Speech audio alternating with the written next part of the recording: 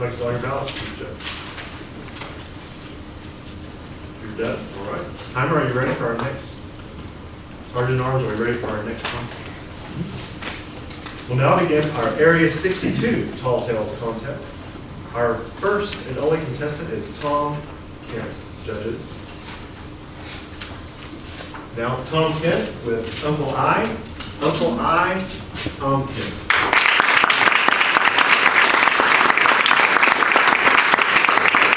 Thank you, Mr. Toastmaster, fellow Toastmasters, and guests.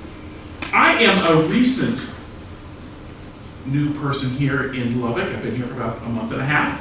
And I'm new to Texas. I've been in San Antonio prior to this for about 7 years. Originally, I was born in Maine, raised in Waterville and Scarborough. You can't help but compare where you were raised with where you are. Now, I know Texas has the unofficial motto of being everything's bigger in Texas. I've also noticed that Texans have a full appreciation for the art of exaggeration. I'll be driving down the road on the interstate and I see ahead of me a sign that says, Roaring River! And as I drive by, I see a trickling brook. Or I'll go to a park and it says Mammoth Lake. And I'll find a pond that I could cross in about 15 strokes. You folks understand exaggerations. I've also noticed, without exaggeration, that the trees here in San Antonio and Lubbock, if I stand on my tippy toes, I can see over them. Where I was raised, the trees grow great. It's a pine tree state, you know, so we have these huge trees. We need those large trees because we have a long, cold winter. And if you're a young man in Maine, one of the things you learn to do is harvest wood. Now, my grandfather, Bryant Kent, took me out to Betty's Pond, and he showed me how to cut down the trees. You get your chainsaw and you crank it up. Nothing like the feel and vibration of a chainsaw. More power! The young man loved that. And we cut down trees, learned a lot about harvesting wood in that time. Also learned a lot about my Uncle AI. Great Uncle AI was a great harvester of timber. Now, he was also someone who liked to be efficient. When you cut down a tree and it falls down, crash on the ground, that's wonderful.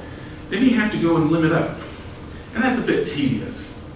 So he had figured out how to take his chainsaw and make it curve a little bit. And so he made one curve this way and one curve this way.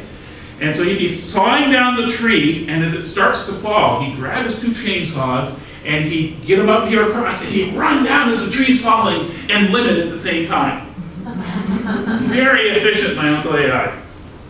He also had a case where he needed to create a corral. And so what he did is he lined up his posts all the way around, and he had perfected the technique of making the tree spin as it fell. You know, just like you got a curve on a bowling ball. So he's dropping his tree and he nudges that just right so that as it falls on those posts, it rolls, and when it's done hitting the ground, all those posts are right in the ground just the way they ought to be for a perfect corral. Usually we harvest trees in the fall.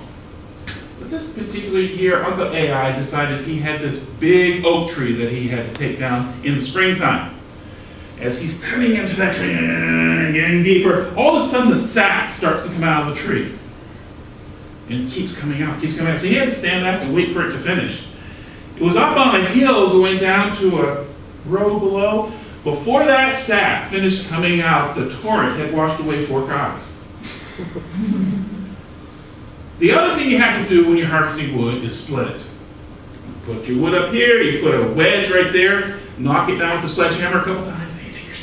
Wham! Bang! If you do it right, the hammer hits the sledgehammer hits the wedge, not the wood. My Uncle AI was working on a really difficult piece of wood. It was all, the grain of the wood was all twisted. He's going bang! Bang! Bang! 20 minutes, and he hasn't gotten anywhere with this piece of wood. So he finally steps back, take a breath, wipe his brow, and all of a sudden that wedge goes wham! Right up in the air, just rockets up into the air.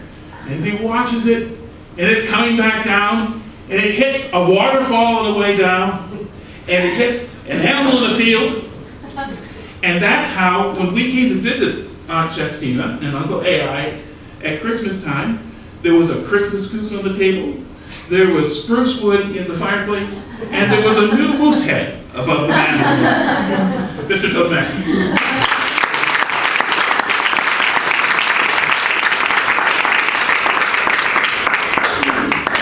Give our judges a moment of silence.